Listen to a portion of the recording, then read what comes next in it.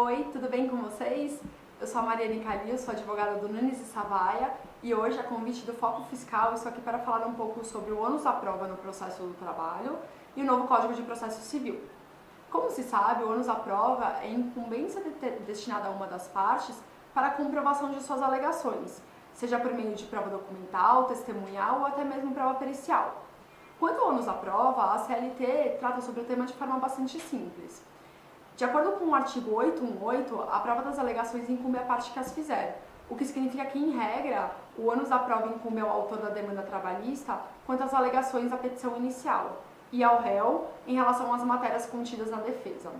Porém, a prática trabalhista fez com que a jurisprudência, atenta às diversas dificuldades enfrentadas pelos autores das demandas trabalhistas, inverter esse ônus da prova, uma clara exceção ao que dispõe o artigo 818 da CLT. Exemplo bastante comum se refere ao pedido de horas extras.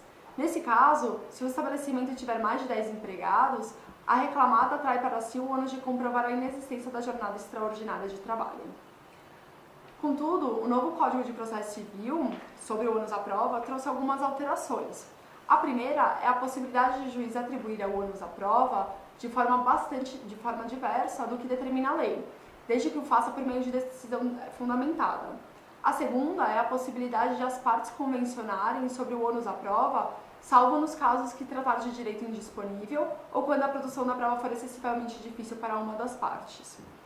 No novo CPC, preocupado com o resultado justo do processo, entendeu por bem aplicar de forma genérica o inciso 8º do artigo 6º do Código de Defesa do Consumidor, para que em determinados casos, diante das circunstâncias específicas do processo, esse ônus recaia sobre quem estiver em melhores condições de provar, independente da posição processual das partes ou da natureza do fato a ser comprovado.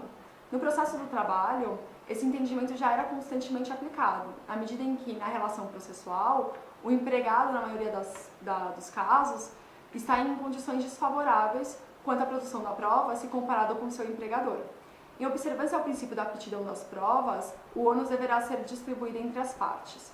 Portanto, é possível a aplicação no processo do trabalho da distribuição do ônus da prova pelo magistrado, de forma diversa do que dispõe a lei, desde que respeitada a condição de hipossuficiência do empregado, que por vezes não tem acesso aos documentos necessários para a produção da sua prova.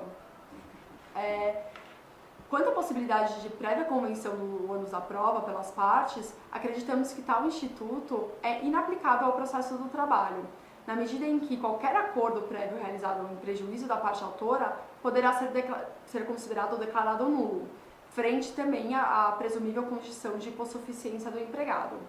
Bom, era isso que eu tinha para falar hoje, eu espero que vocês tenham gostado e até uma próxima.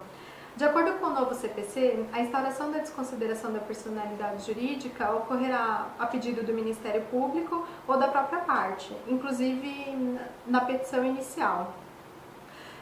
O sócio executado ele terá o prazo de 15 dias para se manifestar sobre o pedido de incidente, produzir provas e inclusive solicitar uma audiência de instrução caso ele entenda necessário para demonstrar a sua ausência de responsabilidade.